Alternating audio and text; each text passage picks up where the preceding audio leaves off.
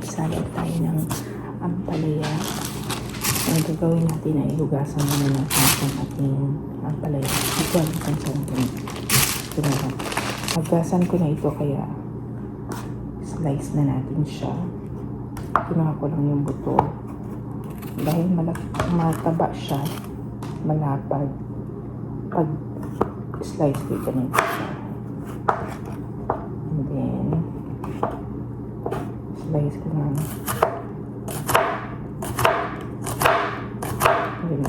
Mga 1/5 inch.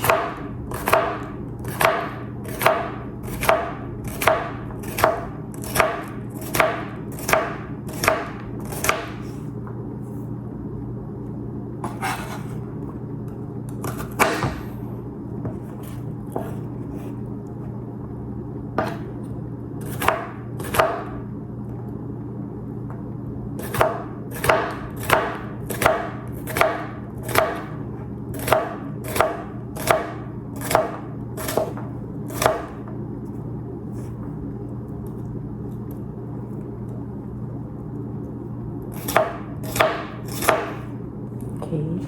Ano na?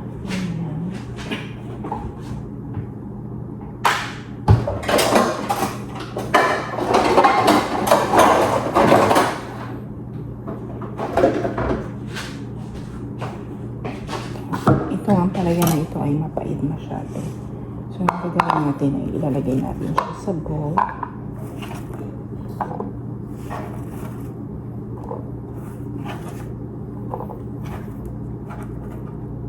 Ayan. And then, lalagyan siya natin ng asin.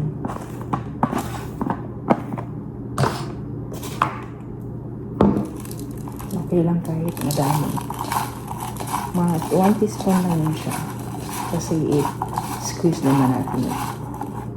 Ganyan. Hayaan natin ito for 10 minutes while doing other things. Ang tayong kamatis dito. That is what we're going to use. Unahin natin yung mga medyo orange na. So, I'll be using 2 of that.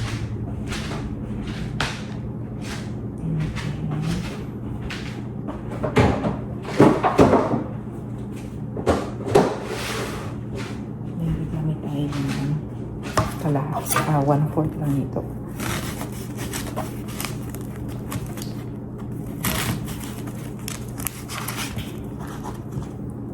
Okay, hugasan na natin.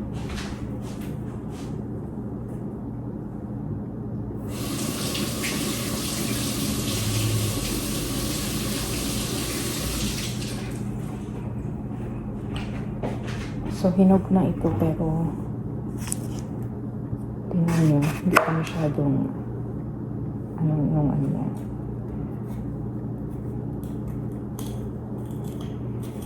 Hindi pa siya fully ripened. So, may crunch pa ito. And this is from our garden. Slicing it na thin slice. Nakuha ko lang yung buto.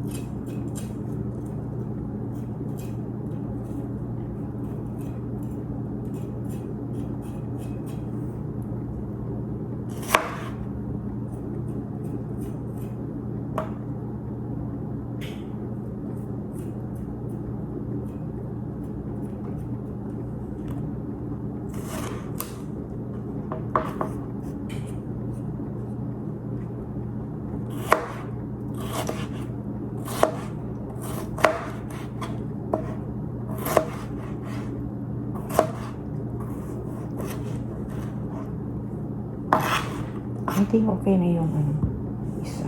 Ang dami niya na pala. Sunod natin.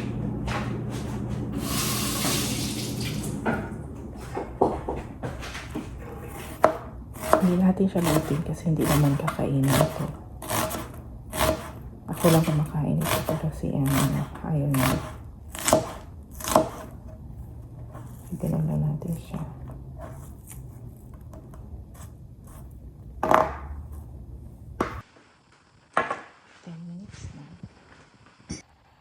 As you can see, natin tubig is medyo green.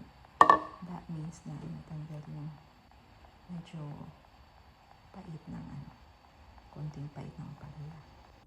Hindi pa rin siya nag-record yung kanina. So yung ginawa ko ay nilagyan ko ng mga 1/4 na tubig. Yung may asin. And then piniga ko. Pagpiga ko, ganyan na siya. Ganyan yung pagpiga ko, ganyan na siya. Tingnan yung water. Means to say may kaunting bawas na pait sa palaya.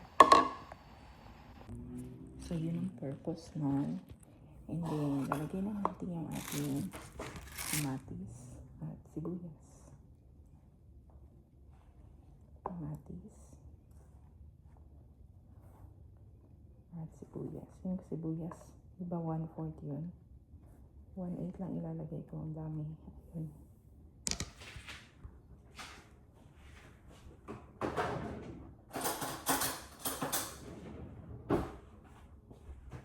Halihan natin.